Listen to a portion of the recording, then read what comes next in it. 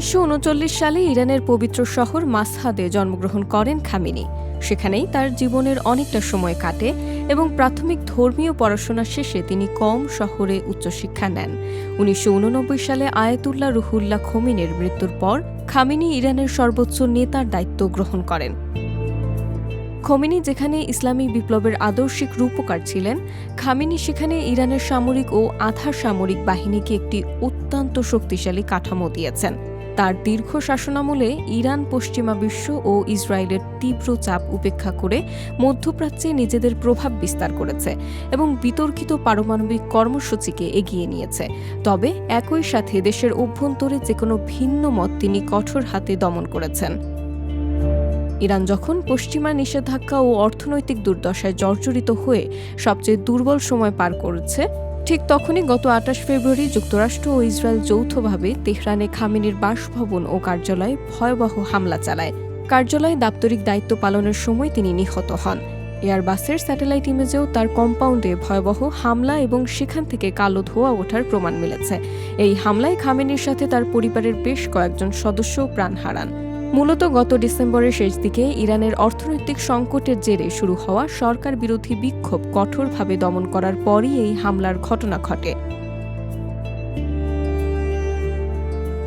মার্কিন president Donald Trump জানিয়েছিলেন, এটি আমেরিকার জাতীয় নিরাপত্তা রক্ষার একটি বড় পরিসরে চলমান অভিযান। তিনি ইরানের জনগণকে উদ্দেশ্য করে বলেন, আপনাদের সরকার বুঝে নেওয়ার এটাই সময়। খামেনির মৃত্যুর পর তেহরানের পরিস্থিতি এখন থমথমে এবং চরম উত্তেজনাকর। তার ছেলে ও উত্তরসূরি মোস্তফা খামেনির হাতে ক্ষমতা যাওয়ার কথা থাকলেও ইসরায়েলি হুমকির কারণে নিরাপত্তাজনিত কারণে 4 মাস ধরে তাকে জনসম্মুখে দেখা যাচ্ছে না।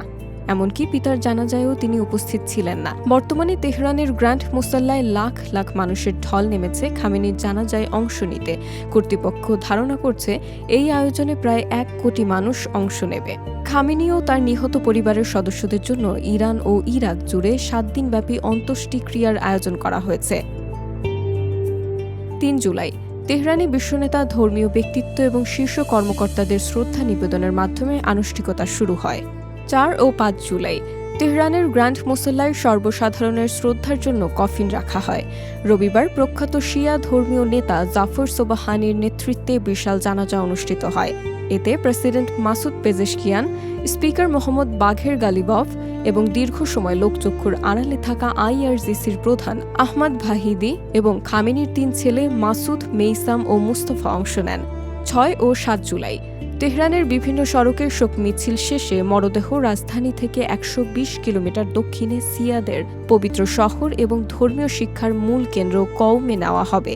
8 জুলাই ইরাকের নাজাফ আন্তর্জাতিক বিমানবন্দরে আনুষ্ঠানিক অভ্যর্থনা শেষে নাজাফ ও কারবালায় শোক মিছিল অনুষ্ঠিত হবে।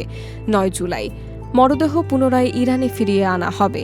শিয়াদের 8ম ইমামের শহর মাসহাদে ইমাম রেজার মাজারে তাকে চূড়ান্তভাবে সমাহিত করা হবে। সর্বোচ্চ ধর্মীয় ও রাজনৈতিক নেতা হিসেবে এমন পবিত্র স্থানে সমাহিত হওয়াকে ইরানের জন্য এক বিশাল সম্মান হিসেবে দেখা হচ্ছে।